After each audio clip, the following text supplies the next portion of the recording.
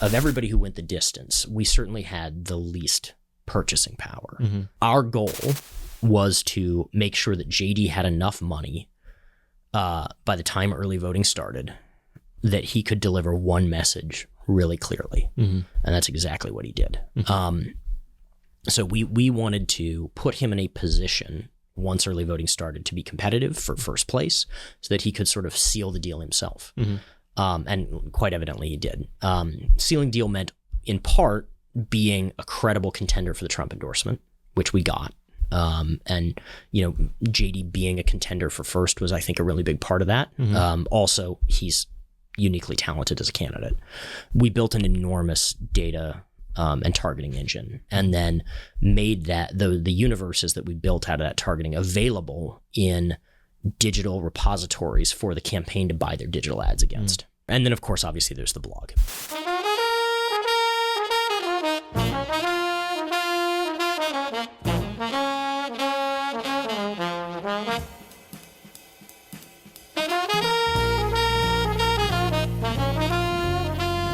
Howdy, everyone, and welcome back to Moment of Truth, the podcast of American Moment. My name is Saurabh Sharma. I'm the president of American Moment, and this week it's just me.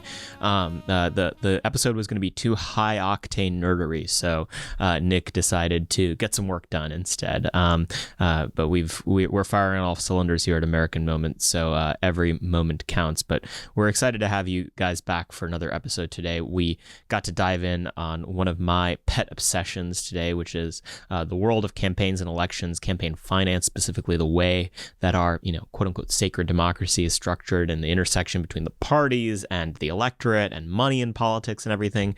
It's a crash course in how our campaign finance system works, and with a guest who I look up to quite a bit. We had on today Luke Thompson, who is primarily a Republican political consultant, though he has a Ph.D. in, I believe, history from Yale, Kansas State alum. Very smart guy, and he was also most recently one of the people running the Protect Ohio Values Super PAC, which was the primary Super PAC advocating for J.D. Vance in Ohio. And so we thought that it'd be interesting as a purely journalistic exercise to have Mr. Thompson on to talk about how exactly they pulled that off. So a lot of very interesting inside baseball that you can learn about on today's episode. As always, we're a 501c3 nonprofit, so this episode shouldn't be seen as an endorsement of JD's candidacy or a disendorsement of anyone else's, but purely informational to help you guys understand how the sausage is made in campaigns and elections. Luke is a fantastic guy, very interesting Twitter follow. You can follow him at LT Thompson on Twitter, and has occasionally written for publications like National Review and elsewhere. If you're interested in constitutional history, he has a fantastic podcast series he did with Jay Cost called Constitutionally Speaking that frankly is as good as a History 101 course that you can get about the early American Republic. Highly recommend listening to that. But without further ado, we'll go now to talk all things campaign finance and how to win a Senate race in Ohio with Luke Thompson. Luke, thank you for coming on the podcast. Thank you for having me. People come to this podcast from very eclectic backgrounds. Yours is more eclectic than most. Tell us how you ended up here being a dirty, filthy campaign staffer. What went wrong? What wrong turns did you take? Please tell us the tale. I was standing outside the Monocle. A van pulled up. Several men grabbed me. A hood was put over my head.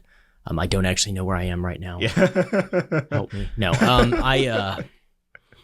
So I grew up in a college town in Kansas and went to college in said college town and really, really liked being in college. I had not liked being in high school because I was bored, but I found the university life very congenial, and in my naivete decided to go to graduate school, thinking that graduate school would be an extension of sort of the life of the mind as I was able to understand it in undergraduate. College agreed with me as much as I liked it. And so, I wound up, I worked pretty hard and wound up going to Yale, straight out of undergrad, to get a PhD. Thanks for saying it instead of doing the whole. Yeah, no, we're not. Yeah, we won't beat around it. But yeah, I'm from that classic University of Kansas to Yale pipeline, So well established. Yeah. But I showed up and realized very quickly that I had chosen to go to grad school instead of going to work for a bank. And I realized pretty quickly that it was its own kind of rat race. Mm-hmm.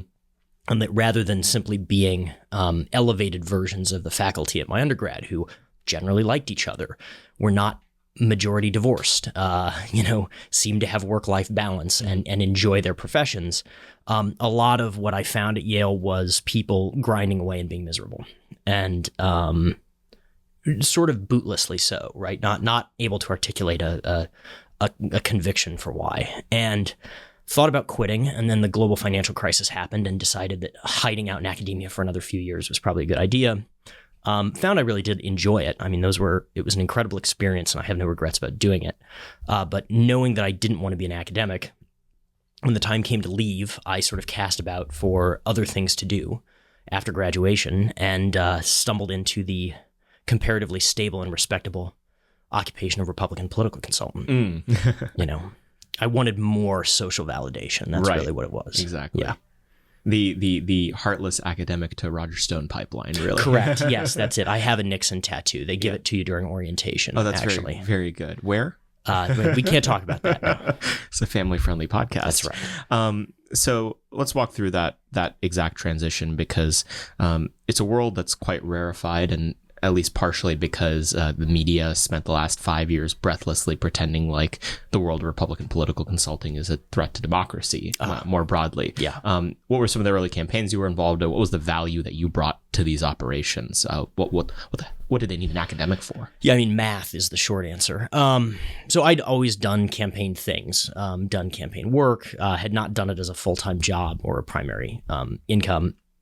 I got really lucky. I came out of graduate school shortly after the 2012 election, and the Republican Party at the time was sort of bereft for people who could do math. Mm-hmm. And I had had a pretty good run of quantitative training in graduate school, since I had realized early on I probably wanted to do something other than being a political philosophy professor. I had, done the stat sequence at Yale in order to be competent at that. As sort of a hedge, I'd done research assistant work on field experiments and the like. And as a result, had a basic set of skills that had applicability. I showed up to the Senate committee, which had just gone through a total staffing overhaul, and said, look, would any of this expertise, both on the field experiment side and also on the math side, be useful to you? I'm just going to be around DC for a few months. I'd actually gotten offered a job by Yale to come back and teach for a year, which I took right before the NRSC then said, yes, why don't you also then come work for us full time? So for a year, I was going back and forth between New Haven and DC, teaching up there, and then putting together a sort of modeling engine and a data backend for the Senate committee. We had a very good cycle, won a bunch of seats. I learned a whole lot. This was 2014? 2014, yeah. I learned a whole lot, and then decamped for Los Angeles shortly thereafter to go work for Jeb Bush's super PAC, Right to Rise, where we didn't win a lot, but I did learn a whole lot, and learned also that I didn't want to live in Los Angeles for the rest of my life. So I moved to New York, have started a firm, or joined a firm in New York, stayed with them for a couple years, and then went out on my own. And about a year ago, I moved to Baltimore. So yeah, that's kind of it. Man, you just keep on picking duds of cities. Huh? No, Baltimore's great. New York's great too, and Los Angeles is great in its way. Yeah. I'm glad I didn't stay, but it's a nice place. California is amazing. It's just sort of going through some troubles. One of the elements of this podcast that I really want to use the opportunity for is there's all these terms that are thrown around often in Republican politics, and people just don't know what they are, or they have to learn the hard way. The NRSC, National Republican Senatorial Committee, what does it do? It elects Republican senators. It's a very, very simple mission. The Republican Senate Committee is what's called it's a federal committee, a hard dollar committee. Hard dollar committees are committees that can give contributions directly to candidates. That means that it discloses all of its donors, it discloses all of its spending, and it has limits in terms of how much it can take from individuals. The SC, as opposed to the CC, the National Republican Congressional Committee, is devoted solely to senators, which means that it has a different set of clients every single cycle because the Senate turns over. The CC is a little different. There's more continuity because you have a certain set of battleground districts, at least within a a decennial census period. Although redistricting is becoming an ongoing, perpetual process now. It's never going to end. It's never going to end. Yes, we'll just be litigating. We'll be litigating Ohio and North Carolina till the cows come home. Yeah. Perhaps one day North Carolina will have its congressional districts. That Maybe will be sometime between the rapture and the end times. We'll just go back to like the late 18th century where Vermont had like 6 members of Congress that they just elected at large. Why not? The Senate committee defends incumbents because that's, although I think not technically part of its charter, it's part of its ethos, if you will. And then once there's a primary that's over, it attempts to get general election candidates elected. It has constrained resources, so it's parceling those out based on which districts are most likely to be won. So it's playing in battlegrounds pretty much exclusively, right? So like I don't know that we'll see the NRSC weighing in Hawaii if there is a Hawaii Senate race this year. I don't know that there is, but in that respect, it's different from in the older pre-McCain-Feingold party building days when the Senate committee could take what was called then soft money, not to be confused with soft dollars, because all of this is confusing and lexically impenetrable. At that time, the federal committees, again, the SC, the CC, and the Republican National Committee, they were big entities for building parties in all of the states. They could take unlimited corporate money in, and they could distribute it in unlimited amounts for specific purposes. The Bipartisan Campaign Reform Act in 2002, colloquially called McCain-Feingold, kills that because it bans soft money and turns the Senate committee, the House committee, and the RNC into essentially glorified leadership PACs for whoever the leader of each chamber is. So concretely, it changes from being able to take unlimited funding in to you can only do that max out. What is it? It changes every cycle. It's like 30,000, something like that, which is still a huge amount of money, but compared to the old days when the Fortune 500 would just cut the Democratic and Republican committees each large checks, it's just the numbers are very, very different. And then in terms of output, what has changed in the kind of activity that they're able to do? Sure. So the biggest change is that they don't retain staff in the way that they used to. You have regional political directors who serve as point people for regions, but in the bygone glory days, you used to have the Senate committee or the House committee could even hire a person to work on the different campaigns, functionally as volunteers, being paid through either directly from the committee or via the state party.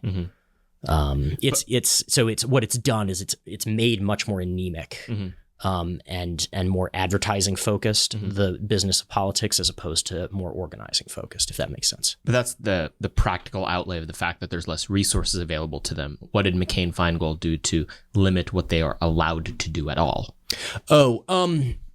Well, so not a lot.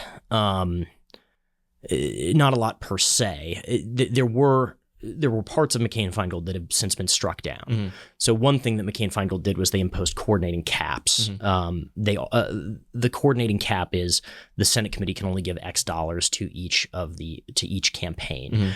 And that's true of individuals too. Individuals can only give Y dollars to each campaign.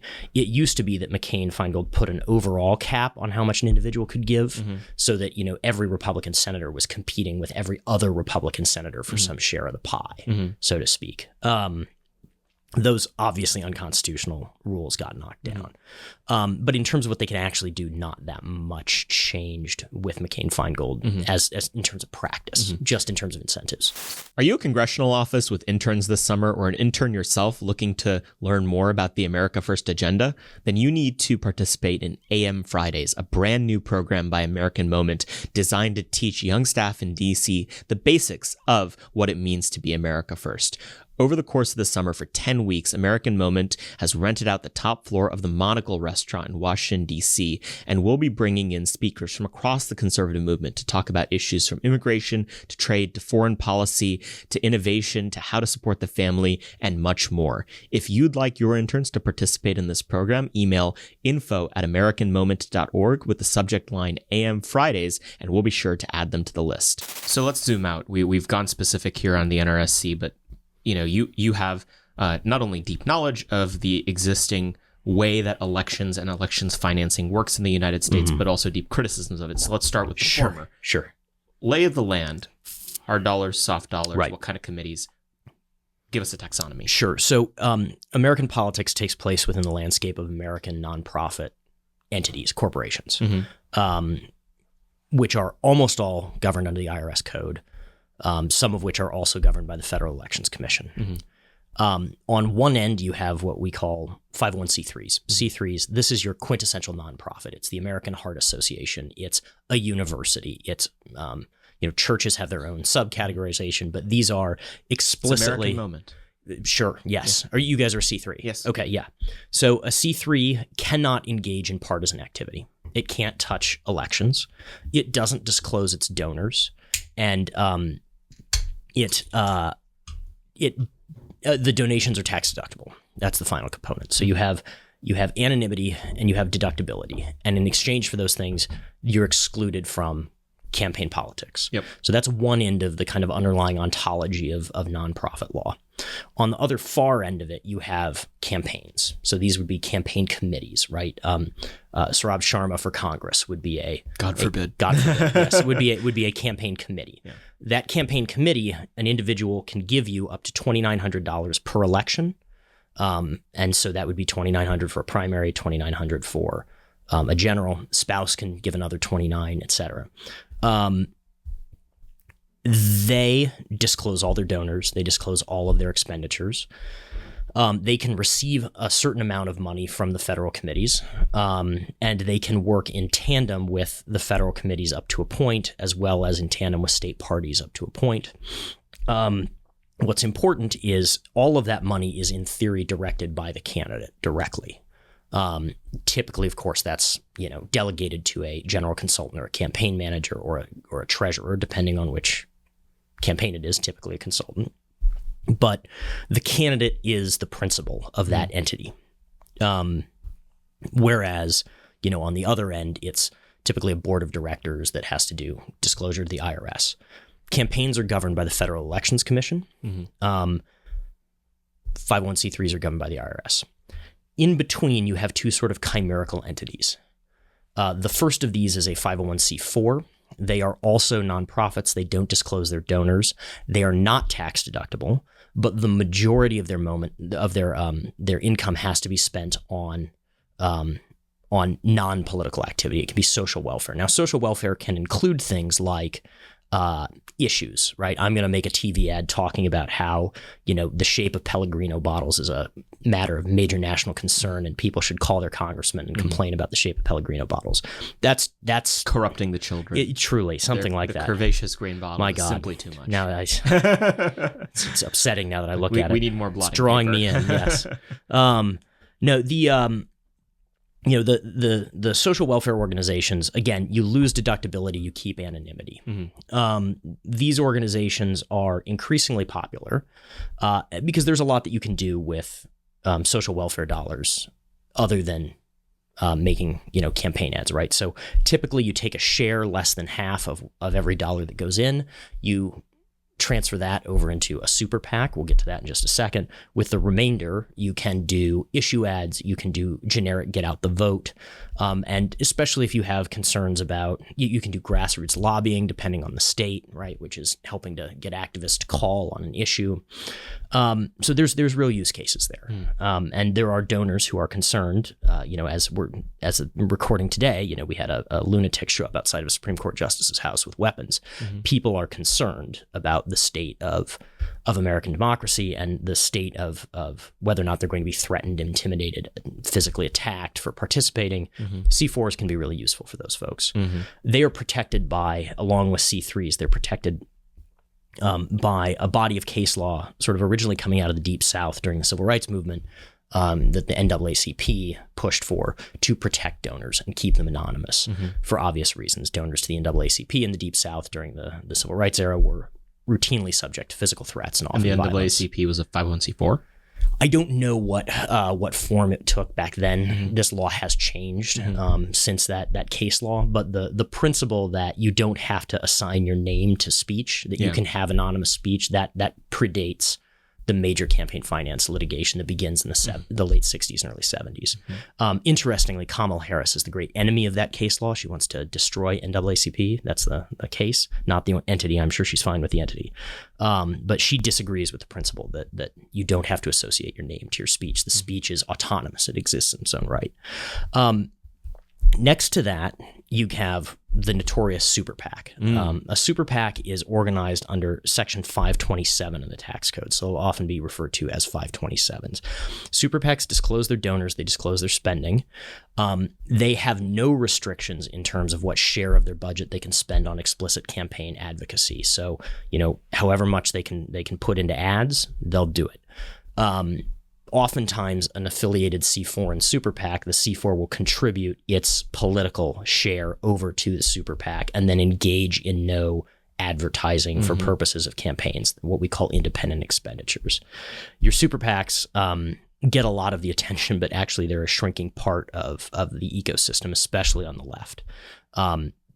The ability to move anonymous dollars around through C3s and C4s and then have the money just sort of surface in a super PAC at the 11th hour to buy ads is kind of the growing norm. There's a lot of waste implied in that. So as an operative, I prefer, if I'm running a C4 and a super PAC, to have as many dollars as possible in the super PAC because I can do the most with them. I have the maximum flexibility. But again, donors are subject to political and intimidation and physical threats and things like that. We'll often go into C4s. So neither a 527 nor a C4 can coordinate strategically with a campaign or a hard dollar committee. Right? What that means is you cannot communicate about messaging, strategy, spending, et cetera. There is information that you can share. You can get aligned on schedules. You can deconflict on vendors. You can share lists and data as long as they're of equivalent value. You're just swapping, like two companies exchanging assets because you're independent groups. They are genuinely independent, but you cannot share staff. You can have common vendors provided those vendors don't have a strategic role. Right. So we can have the same telephone company, for instance, or something like that. You can have other shared services. But how are you allowed to communicate? You have to communicate in public or you have to communicate through fairly defined channels. I am not a risk taker when it comes to campaign. I will push campaign finance law in terms of messaging, but I color inside the lines. And so typically if I wanted, say, to communicate with a campaign that I was spending in the race, I do almost all of my communication by email so that it's written down and you copy counsel on it and you make sure you have attorneys on everything. It's very difficult to, you have to really work at it to break the law and wind up going to prison with campaign finance, but it's very easy to find yourself mired in even just meritless litigation and to be subject to review. So my sort of approach to this is always go as, color within the lines in terms of what's allowed and make sure that if you're going to cross that boundary, put it all in writing so that if you are subject to review, no one's saying, well, what did you discuss on the phone call? Yeah. Well, nothing. There was no phone call. It's all in writing. You can read it. Yeah. Okay. So we have the empirical reality of how this world works. Now let's get normative. Sure.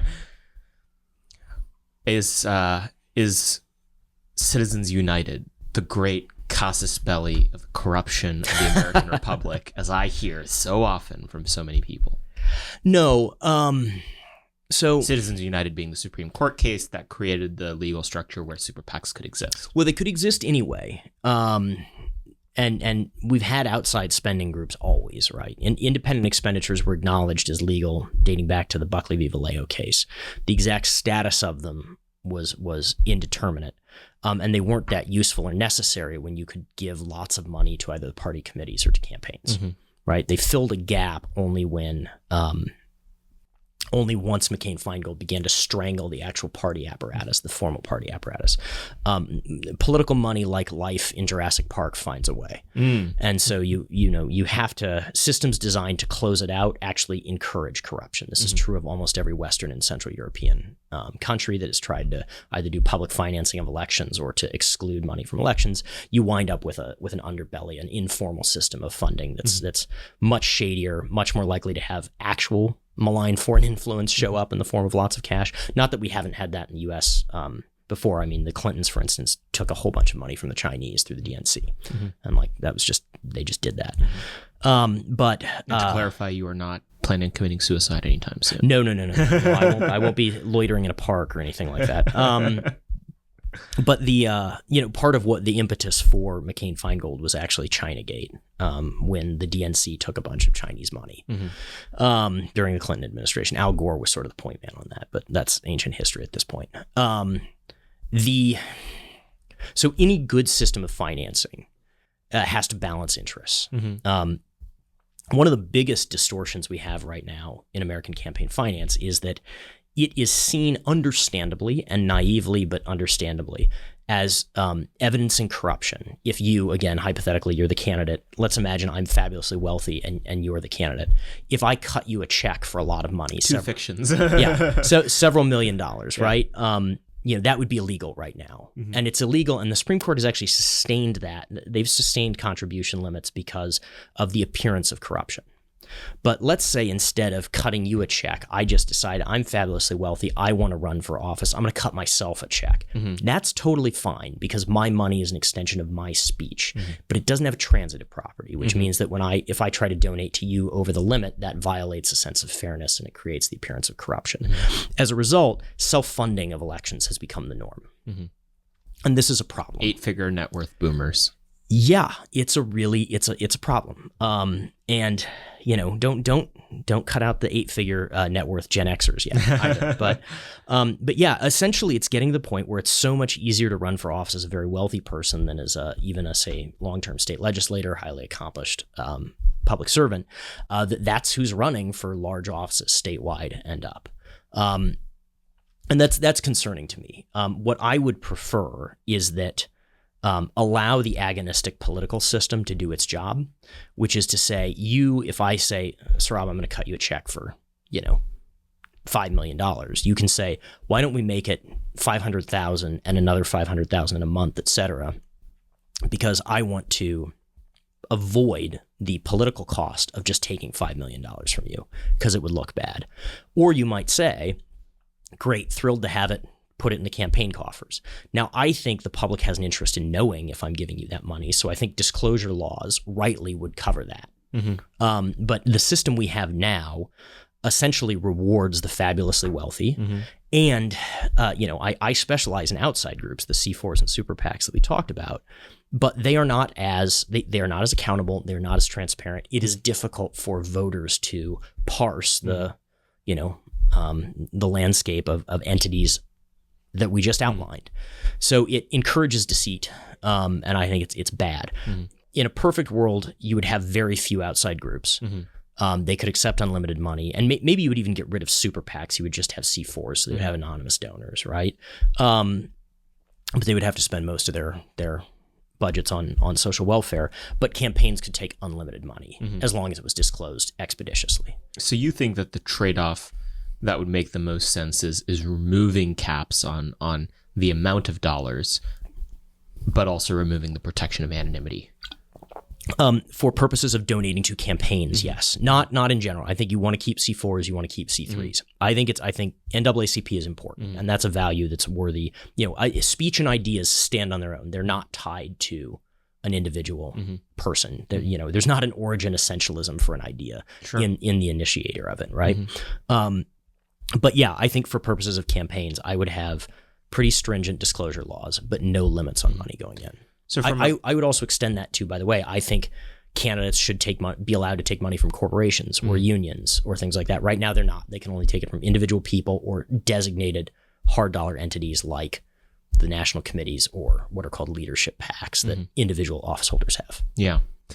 Public financing. This is something that people tend to talk a lot about in terms of the idea that, there should be a limited pool of money that everyone has access to, and that, the best ideas will win out. It's just wrong. I mean, it doesn't play out that way. That's splicing the frog DNA into the dinosaurs. They're going to start mating. It's just, there are countries where they have public financing, and as I said, in every single one of there's a black market of public or a political financing operative. You know, there are countries, developed first world countries, where the political parties are secret owners of hotels and then direct the states that they control to rent those hotels out for purposes of state functions, right, on the taxpayer dime. Then they channel that money back into the party coffers.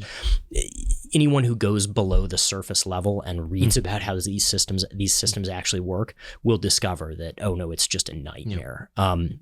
And I get it. It seems appealing, right?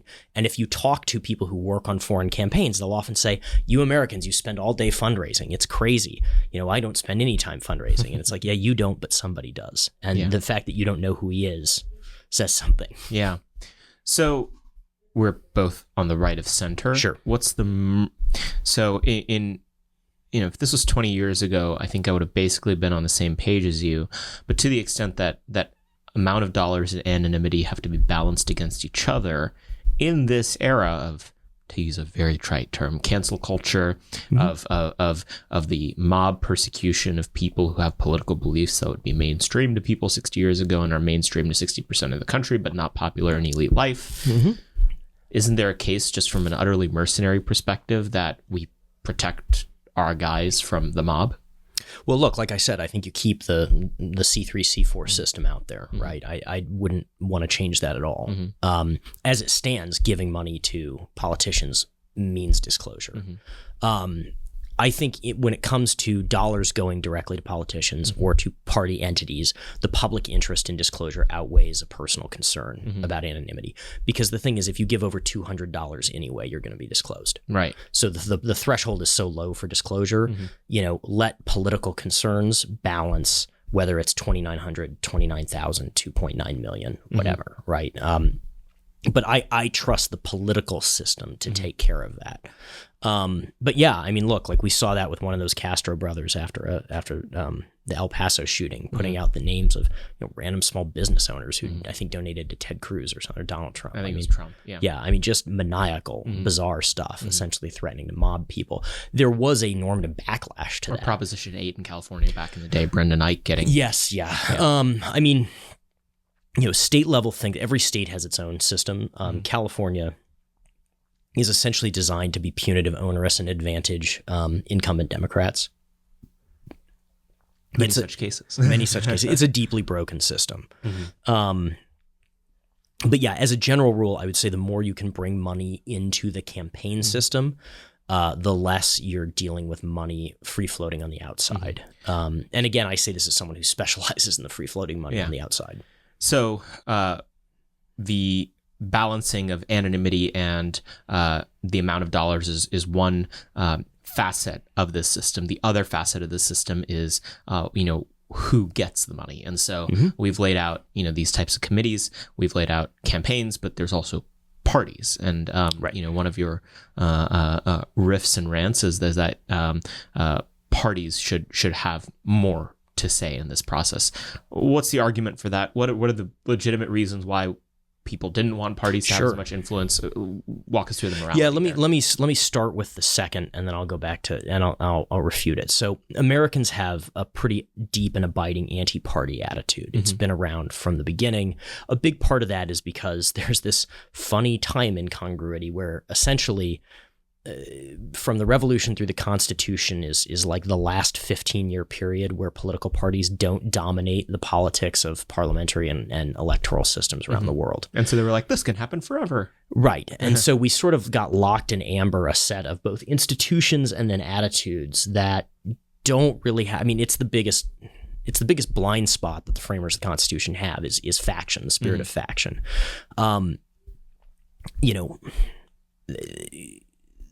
People understandably look at partisanship as vulgar. They see it as a substitute for reasoning. And from a normative standpoint, I appreciate that. And there's some validity to that. But partisanship also provides a real value. It's a heuristic that helps inform voters. This is the thing that the ranked choice voting people just don't understand. Like, partisan brands help voters understand who you are. It creates collective accountability. which gives me an incentive if we're both, let's say in this theory, we're both members of Congress who are Republicans. Like, I want to hold you accountable to certain things, because if you go and create a scandal, you're going to create a problem for me. Or let's be honest, between the two of us, it's more likely to be running the other direction. But the idea is that, there are in our system, we can have lots and lots of opportunities for individuals to engage in individual interest seeking that doesn't yield policymaking and that doesn't get subject to popular accountability, because there are enough veto points that you can do a lot of really nasty stuff without the public finding out about it. You can be a really unproductive member. Now, that in the right hands can be great, because you can have someone who's very committed, who's an activist, who can take care of his stuff at home in terms of electoral incentives and really hold his colleagues' feet to the fire, right? But that is also true within a party system, right? Parties are the way we get things done. There's also just the fact that partisanship is one of the most salient and stickiest identities in the United States. Single best predictor of what party you're going to join is which party your parents were a member of. Most independents have strong partisan preferences and use the partisan cues of party registration. It's roughly the inheritability of religious affiliation. And like religious affiliation, some people fall out or switch in their 20s, but that's pretty much it. Yeah. Like, very few people switch parties in their 30s, 40s, 50s. There are exceptions. Those exceptions are generally when one party is captured by policy entrepreneurs that essentially attack the economic well-being of large swaths of people. But even then, it takes a long time, and that attrition process is slow. Republicans only took over the registration advantage in West Virginia last year. I think we're still at a disadvantage in Kentucky. These are not blue states, but Mississippi didn't switch over its House of Delegates until 2006. I'm talking about in the electorate. Mississippi doesn't have party registration in the electorate, but yes, precisely. So, partisanship just as a fact is there. It's real. You have to deal with it. Oftentimes partisanship is tied to religion, because immigrant groups get assimilated into the political system through parties, and then it is quite literally heritable. It's an indicia of ethnicity, religion, family ties, etc. What does that say about the prospects of democracy when you have people who are in many ways reasoning backwards from a if not exactly rigid commitment, something pretty close to one, something they themselves are not even conscious of? That's another discussion. But yeah, we are partisan by nature, and I think we have to take account of that. Yeah. There's a whole nother aside we could go down, which is that you acknowledge that the framers may have had a blind spot. They made lots of mistakes. One of the things that I highly recommend people check out is a series you did with Jay Cost, Constitutionally Speaking, which basically taught me everything I know about American constitutional history. College didn't teach me much of anything about it, so it's excellent. But we'll put that aside for a second. So partisanship is a reality. Yes. So then, in the nexus of interactions that campaigns and the electorate and donors and voters have, what role should parties play in the czarship of Luke Thompson? Right. Yeah. So you have partisanship in the electorate. You have parties as legally instantiated entities in campaign mode. And then you have party caucuses in legislative bodies. You can think of those as three different expressions of the party. In reality, that's typically how they're portrayed, as sort of columns or concentric circles. That's really not it. Partisanship in the electorate drives everything else. And so the question is, what is the proper organizational entity, normatively and sort of empirically, to embody this and give it shape into policy? Because, in a first past the post system, you're going to have two parties. You can have four parties with stable coalitions, which technically, like the Democratic Farmer Labor Party of Minnesota is not, I think, strictly speaking, the Democratic, but you get the point. Yeah. So the parties have to become vehicles for the reconciliation of sometimes irreconcilable differences. That means that there's both explicit and implicit horse trading going on across constituencies on issues simultaneously and also over time, right? In my view, party discipline is a good thing because party discipline triggers accountability when it runs contrary to the interests of its voters. Most elected officials hate that because they don't want to be squeezed between the leadership of their caucus and their voters. And in the pre-McCain-Feingold days, the leadership of the caucus had money enough to say, look, I need you to be with me on this. Here, I will exchange X amount of political support in the form of, distributing federally received soft money down to your political organization, right? Vote buying, essentially, within the caucus. That's a really useful tool. But there were also people, Jesse Helms, I think most famously, who didn't want to play the game and set up their own autonomous. I mean, he essentially, with Richard Viguerie and some other people, invented mail fundraising, what we call small dollar or email list fundraising now, in order to be able to say to Republican Senate leaders, no, I think I'll go my own way. I think that's a helpful tool. I think giving leadership that tool is valuable because the other thing is you run up very quickly against the limits of that tool. What McCain-Feingold essentially did, because McCain hated listening to people and being told what to do, which all politicians do, right? But he had cultivated enough political credibility and was a very effective communicator of his message. And Feingold, of course, was an ideological entrepreneur who didn't want to be told what to do by establishment Democrats and knew that organized labor would have his back. Right, especially public sector organized labor. These guys got together to essentially gut the parties because they were more interested in being autonomous than they were being team players. Can understand it. I don't think that comes from a bad place. I'm not criticizing it normatively in terms of their individual perspective, but it's no way to run a system.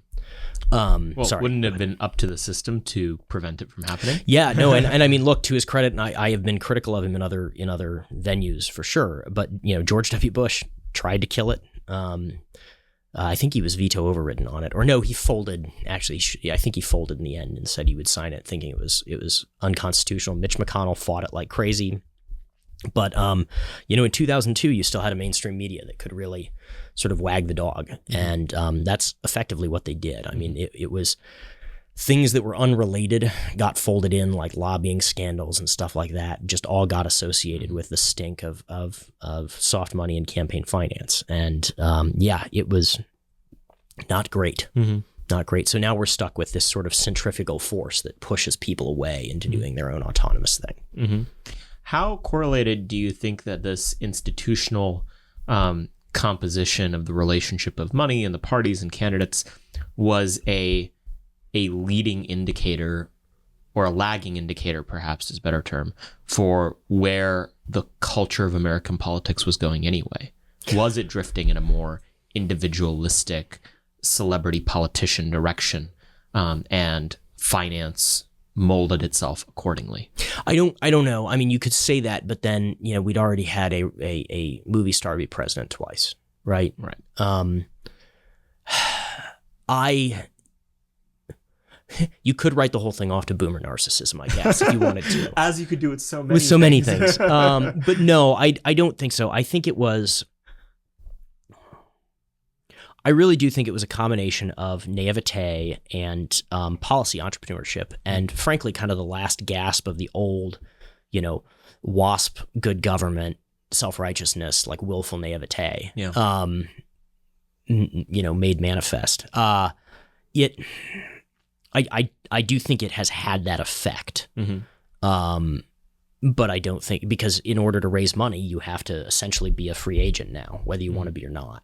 You cannot be a, in the trenches lapidary legislator anymore and count on the party to help you out by being a good soldier, for good or for ill. Yeah. And look, there were interests, for sure, certain kinds of interests that benefited from the pre-McCain-Feingold establishment system, right? Let's be clear. The debt continued to grow at a stable but growing rate. Free trade sort of increased. Immigration increased. Wars continued. And no. There was not as much foreign policy adventurism pre-McCain-Feingold. now there's a confluence there where you have 9/11 and then it passes immediately afterwards, and it's being debated before 9/11 happens, right? But no, it was not. I would say foreign adventurism was a little bit less. Obviously, you had Kosovo, you had the first Iraq War, and you had things like Grenada. But compared to what has followed 2002, I would say modest by comparison. Yeah. Walk us through kind of a taxonomy of what most, start with Republican members of Congress, are like when it comes to how they pay for their elections. Because you have celebrity members that can really just raise everything they need from small dollars. You have leadership who do one-way, committee chairs who do.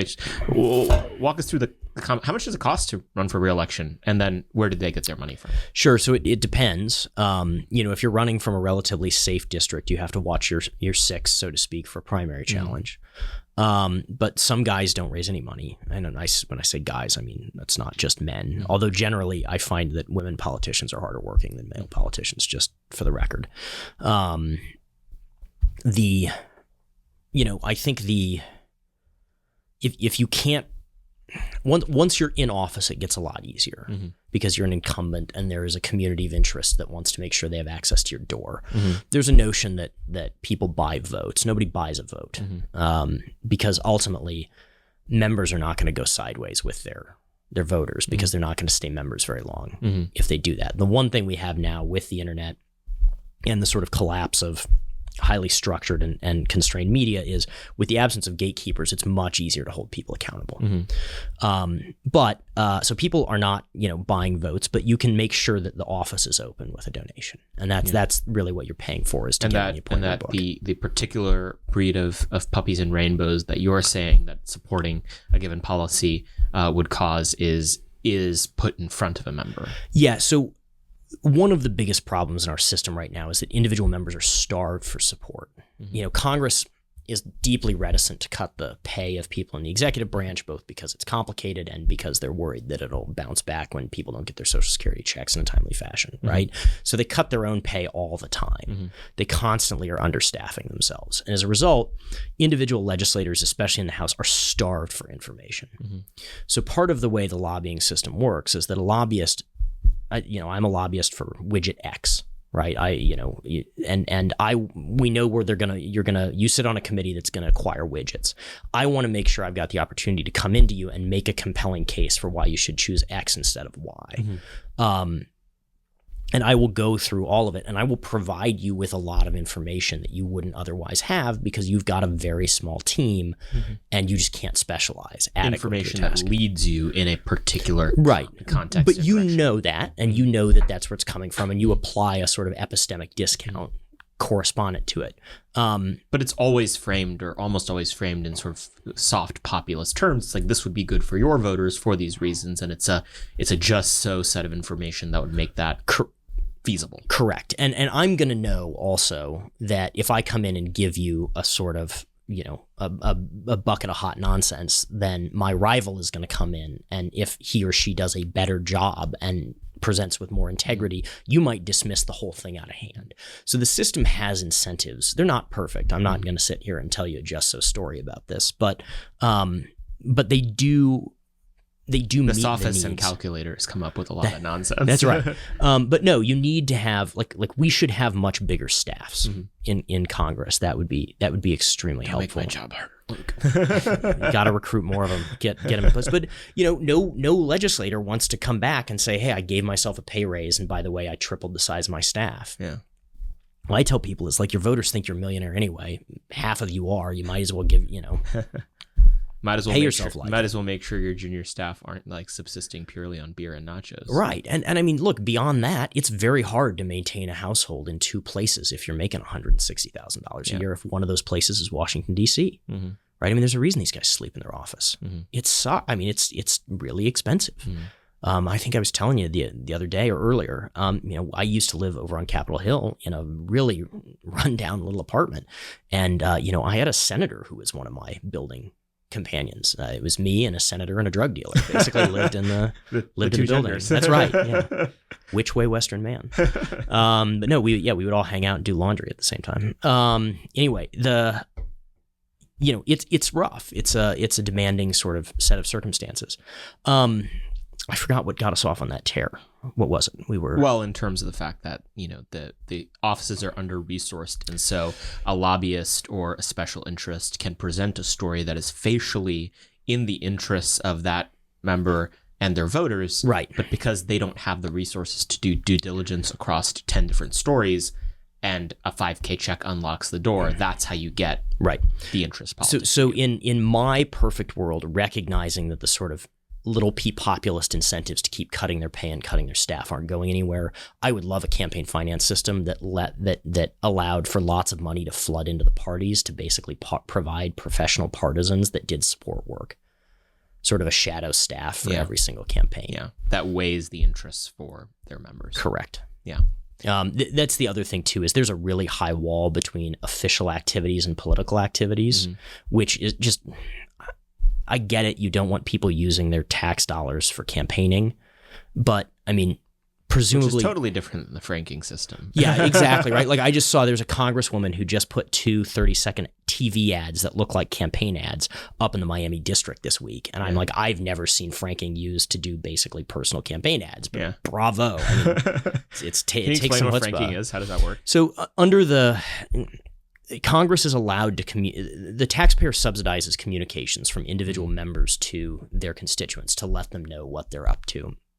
It's a form of self-promotion. I don't have any problem with it. In theory, it allows unmediated contact between individual members and their constituents. This is functionally like if a constituent sent you a letter, you would not want it to be against interest for the congressman to send a letter back. Correct. Yeah. And historically that was what ate up a lot of it, was mail, right? Congressional offices will collect information on who's concerned with national parks. And if something national parks related comes out, they'll make sure that those constituents get a letter letting them know. Others will do some more self-promotional things. That there are rules that keep franking excluded from being proximate to elections and whatnot. I would actually essentially tear down the wall between your political and policy operations. I think it would be fine if we did triple the size of the staff. I think it would be fine to have, your campaign run out of your congressional office. I don't have any problem with that. That's essentially how they do it in the UK. I don't think it's a problem. But I would also prefer to see congressional offices also function as like district welfare offices. Right. I think if in my like Luke Thompson utopia, we essentially make it illegal for the executive branch to communicate directly with citizens, and instead have citizens have their interactions with the executive branch mediated by their legislators. Yeah. But I'm a congressional supremacist, so of course I think wacky things like this. Yeah. Co-equal. No, God, don't even get me started. Trigger words. It's like you're gonna throw a beer bottle at my head if you hear that word. Be curled up here by the wall. It's not the right time for this conversation on here, but if you listen to Constitutionally Speaking, you will hear Luke lose his mind over the term co-equal branch of government several times. So we've laid out pretty good theoretical foundations for why the campaign finance system sucks, how it could be reformed. But you are a practitioner. You're not merely a theorist, and you've just gotten done practicing in one of the most interesting Senate races that has ever occurred in American history. What exactly have you been up to over the last 6 months? Well, if you've ever had a nightmare of being naked at school, that's sort of been like what the last month has been. I ran the super PAC supporting J.D. Vance's Senate campaign in Ohio, and because of some aspects of campaign finance law, had been putting a lot of information up on a blog for a narrow group of our supporters to see, hoping that the campaign would see it as well, as a means of taking on myself as a super PAC some of the roles traditionally played by campaigns. So I did a lot of polling, I did opposition research, etc. Evidently, one of our opponents found the blog. We always knew that was a risk. We sort of operated on the assumption that it would eventually get found. And then, leaked it to a reporter right before Election Day. The reporter called me and said, "Hey, I see there's this blog. I'm reading it." And, I almost threw up when I heard it, but sort of said, "Look, yes, it's an interesting story in and of itself, but it's part of a broader thing. If I tell you the whole sort of thing and let you understand some other stuff that's not public, even with the blog, will you hold off until after the polls closed?" And he said yes for the better story, and you can read that in Politico if you want. But yeah, the Vance Super PAC was we were really innovative. I'll just say it, and credit to my team for a lot of that. I'll take a little credit, but I think credit to them. Credit also to JD for being willing to trust me on it. We've known each other for a long time, but it's not like I was in his wedding party. You know what I mean? Like it was a professional trust that I really appreciate. We were running in a very expensive state against some very wealthy people. When you say very expensive state, what does that mean? Well, the primary mode of communication in campaigns is still television. Television is not the most efficient means of communicating a message, but it is the most efficient means of communicating broadly, quickly. Specifically to Republican primary voters. Yes, although in general elections as well. Also, the line between what's television and what's digital is fraying. They're sort of bleeding into one another. Why is that? Well, so for the simple technology is the short answer. But for instance, an increasing number of people view what's called OTT or over-the-top television. This is essentially web TV, right?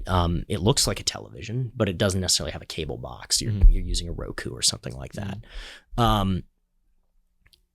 Streaming services have become a major part of at-home video consumption. They don't have ads, or at least not all of them have ads. Hulu does, Netflix doesn't, et cetera, right? People still use traditional television to watch sports and major event viewing. And of course, broadcast networks still have the largest number of viewers, but they're a fraction of what they used to be. And then cable, of course, has proliferated with a huge number of channels.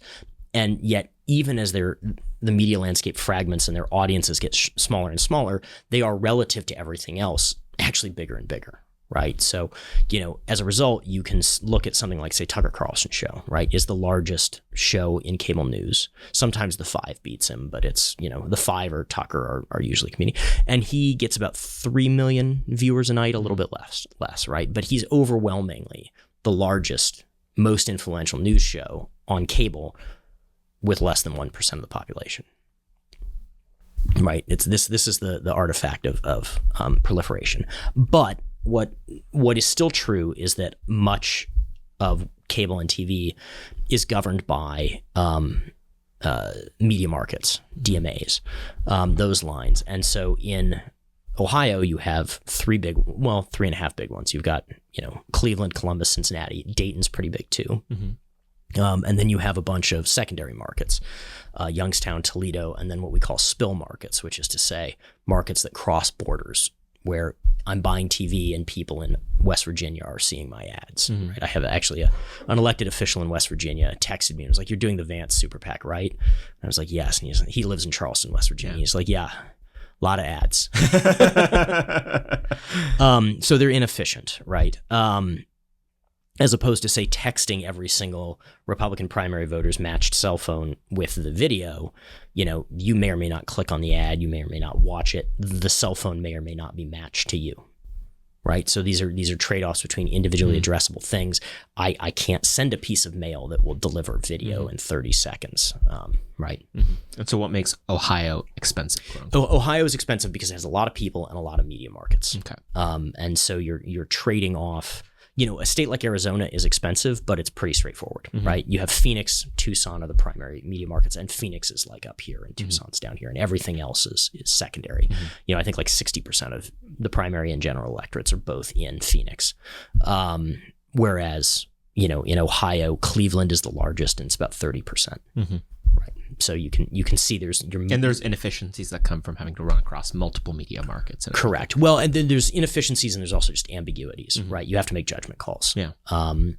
And so geography becomes a lot more important in a state like Ohio as opposed to, Phoenix is a good example. Yeah, which media market do you prioritize and so on and so forth. Okay, so you had a very expensive media market and you had a lot of those 8-figure net worth boomers running in the primary election. Initially 5 and then, one drop. Well, Bernie Moreno, he's a great guy. I actually like Bernie a lot. He he's ran. Awesome. Yeah, he ran, gave it a shot, wasn't working, dropped out.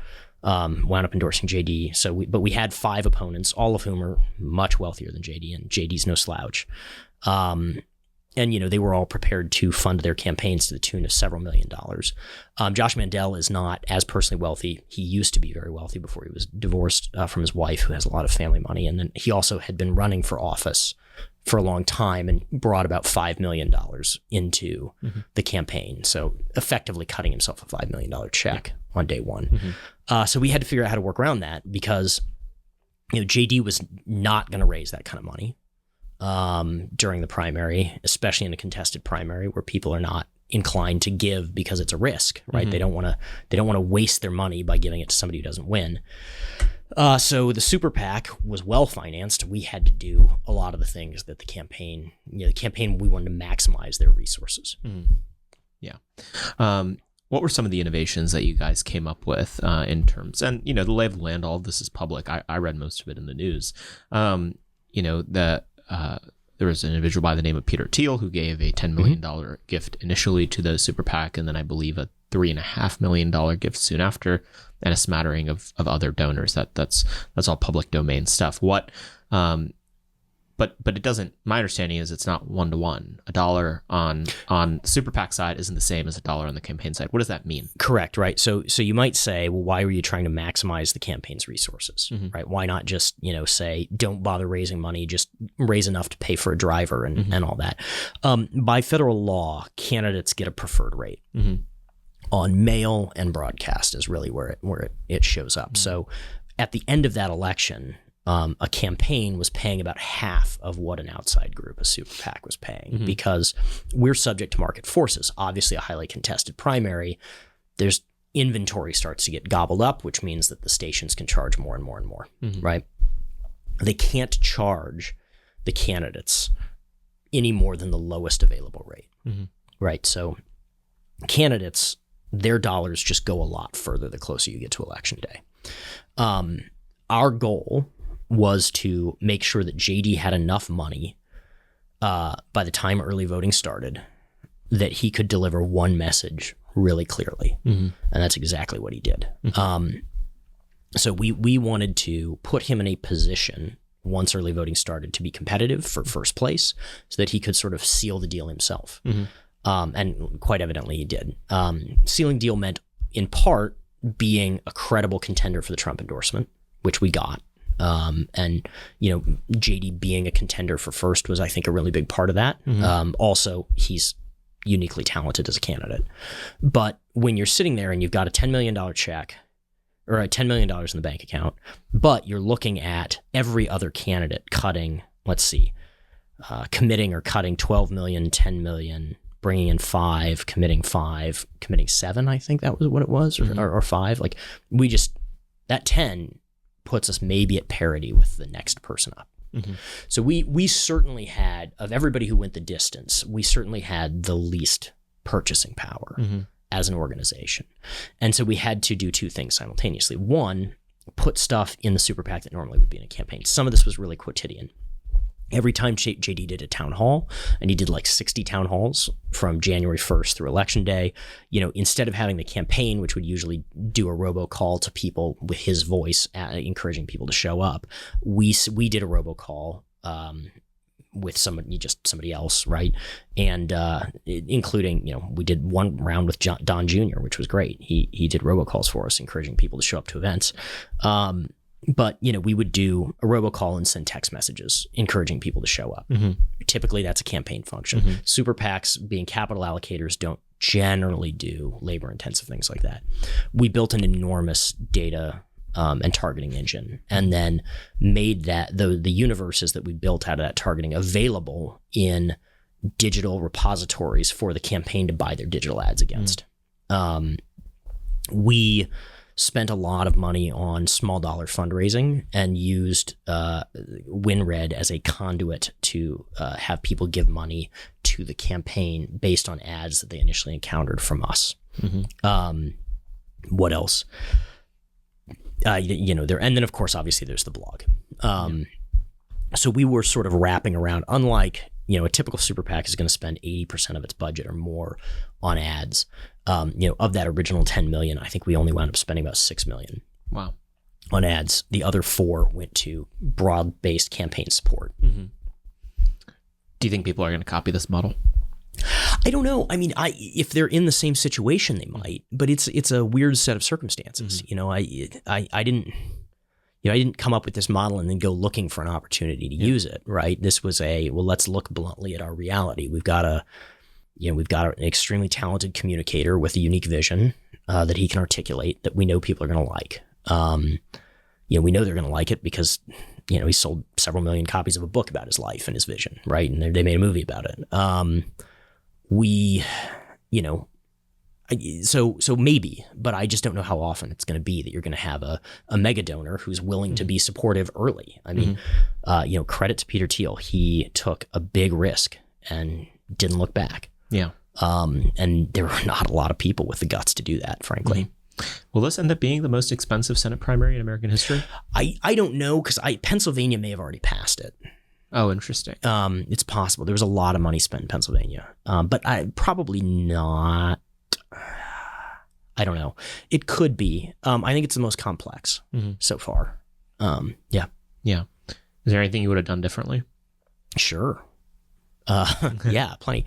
I probably would have held off on some of the data targeting. The trick with micro-targeting is that it's very difficult to target a ballot for an open primary because people haven't made their minds up until it's too late to make those universes useful. I see. Right. So by the time you're getting meaningful data on who a Vance voter is versus a Mandel voter, you're 3 weeks from election day, 2 weeks from election day, right? A lot of the cake is baked at that point. So you have to find you have to find proxies for that. And issues, people don't generally change their views on issues quickly. And so you can use issues for it.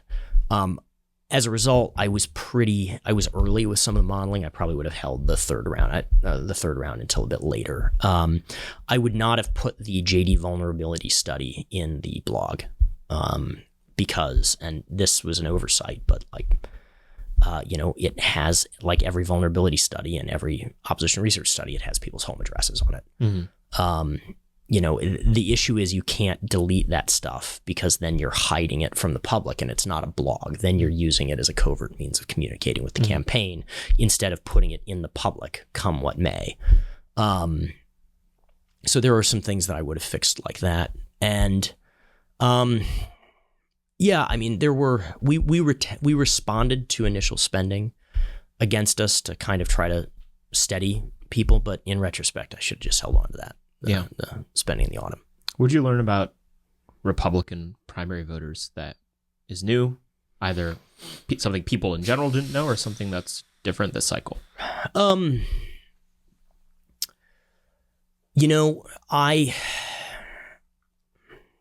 would say I learned a couple of things. There's a truism that voters don't care about policy, and that's just dead wrong.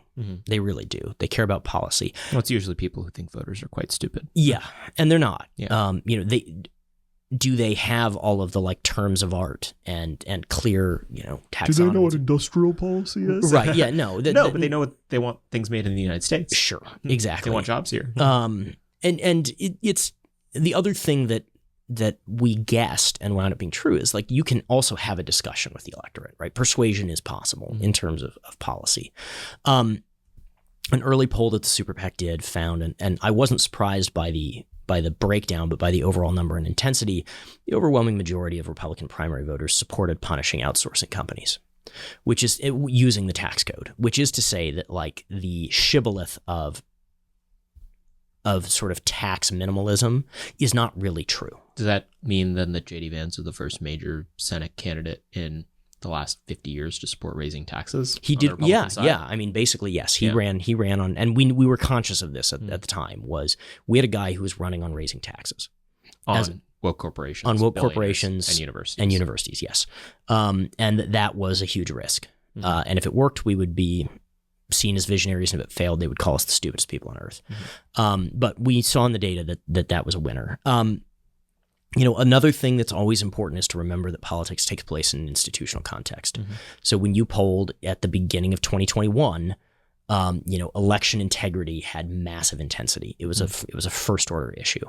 It is still a first order issue in the sense that Republican primary voters want to have voter ID. They want to have confidence in their elections. There is a sense, rightly, that the system is not transparent, not accountable, and that something needs to be done to clean it up. And I think that's valid. In March or April of 2021, a lot of that anxiety and frustration was focused very specifically on the 2020 election. The issue has broadened, but also, we were sitting there in April of 2021, and I said, look, immigration is a really low-performing issue today. Right? Inflation is a really low-performing issue today. These are not first-order concerns. But you have a weak Democratic administration and very narrow Democratic majorities in the House and Senate, the narrowest possible in the Senate. Which means that President Brandon's going to end up screwing the border and blowing out the currency by the time next year. What are the only two things that can unify the Democratic Party right now? Opening the border by executive fiat and just dumping money into the economy like sailors on shore leave. Which means what? That immigration and inflation, along with the sort of hypostatic frustration about outsourcing, are going to be issues of first order concern. So if you look at what JD runs on when he announces in July 1st of 2021, in education, we thought this was him. He sort of felt that education and critical race theory were going to become major, much more salient issues. And so on July 1st, 2021, months before the Youngkin victory, he runs on this sort of overarching theory of the way in which economics, we essentially have a corrupt elite that is shaping our economy to serve their own interests and using culture war to divide and keep down the mass of people who are getting screwed by this system. And that's the message he delivered, and he focused on, again, education, outsourcing, inflation, and border security. And were any of those popping as the number one issue Republican primary voters were volunteering in open-ended questions? No. But it was a coherent story. It was a clear message. He's the right messenger to give it. And by the time we hit, early voting in April, those were all first-order concerns. Very interesting. Luke, how do people keep up with everything that you're doing? You're mostly a behind-the-scenes guy, though occasionally you do opine. I can't keep up with them, so I hope other people don't try. Follow me on Twitter, I guess. That's probably the best, where you can get some of my, my bilious idiocy. At LT Thompson? Yes, no N at the end. 2 T's, no N. Very stupid Twitter handle, but that's me. It sticks. Yeah. You look for the picture of you wearing a Yale hat and a golden doodle. Not a golden doodle. Standard poodle. Oh. No. Look, there's nothing wrong with the doodles or the whatevers, but they're just watered down perfection. So why not? The original water dog, the original gun dog is the standard poodle. You are a true Anglo-Saxon. Yeah, something like that. Luke, thank you for coming on the podcast. Thanks for having me. Hopefully you guys found that interesting. I certainly enjoyed taping with Luke. He recently had a baby a few months ago, and so you can see the dad vibes are slowly starting to really set in, almost like, a fly in amber. His beard is starting to grow into his hair and everything. He's a real man's man. We love Luke. He's a fascinating guy, truly terrifying if you ever are on the wrong side of an issue or a race from him. But thankfully, that's not relevant because we're a 501c3. I'm sure some creepy journalists are listening to this because they are obsessed with what went down in Ohio. So hi, creepy journalists. Please get off my back. But all joking aside, please make sure to rate and review this podcast. 5 stars only, please. It's extremely helpful for us in the ratings, and go to AmericanMoment.org to find everything we have cooking. We're constantly blessed to be putting out new programs and initiatives, and so be sure to not miss any of it. Thank you guys as always for listening, and we'll see you guys next week. Moment of Truth is an American Moment Studios production, filmed at the Conservative Partnership Center. Our podcast is produced and edited by Jake Mercier and Jared Cummings. Our intro music is A Minor Struggle by Ryan Serenich. Don't forget to like and subscribe on all platforms, and you can go to AmericanMoment.org to learn more.